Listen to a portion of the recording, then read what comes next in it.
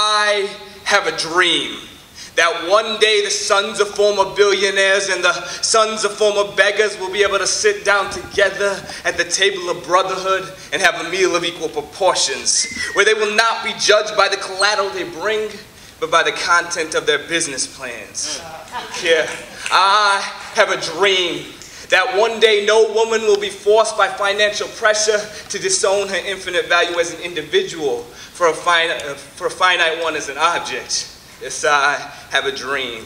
And contrary to what some of you may already believe, I do not know what type of government or kind of economic policy I envision for this utopia, because I was born late June after the month of Gemini with Cancer in the twinkles of my eye making me blind, and therefore I can't describe where I'm heading. So instead I tie a leash to my dream, letting it lead me to the level fields of our future where no one's born on higher ground and everyone's susceptible to a hurricane or tsunami.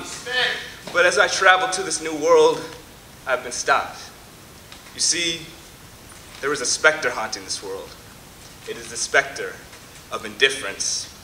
This specter spreads among you free marketeers who fail to see beyond economic equations on pages to the failures of the capitalist theory and reality. And just because I don't wholeheartedly embrace the free market, that doesn't make me a communist, because I don't support a big brother government. But in this nation where corporations rule, there is a big brother. You see, he was genetically designed by big business in the same labs that they created DDT and Agent Orange. This Frankenstein furthers the industrial war complex's interest by playing the act of a patriot while suspending our liberties and fighting wars for oil. And in a million years, the bones of the millions killed in the Middle East will be ripped out of this overraked earth for even more profits. And freedom's just a joke when the fingers that handle paychecks become the fingers of God, choosing whether a family eats or starves. And just like that, freedom isn't free. But even though they've privatized seeds, preventing any growth outside of their own, there's one thing they don't have a monopoly over.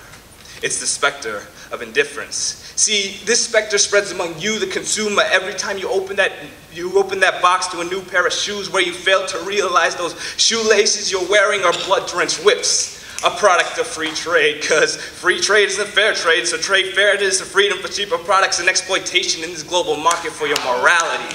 Yeah.